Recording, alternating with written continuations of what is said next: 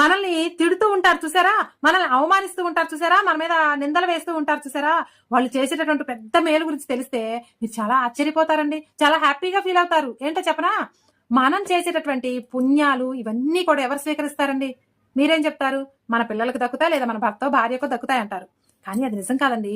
మనం చేసేటటువంటి పుణ్యాలన్నీ కూడా మనల్ని ప్రేమించే వారికి, మనల్ని ఇష్టపడే వారికి, మనల్ని నిస్వార్థంగా ఆదరించే వాళ్ళకి ఆ పుణ్యాలన్నీ పోతాయి. మరి మన పాపాలు ఎక్కడికి పోతాయి తెలుసా?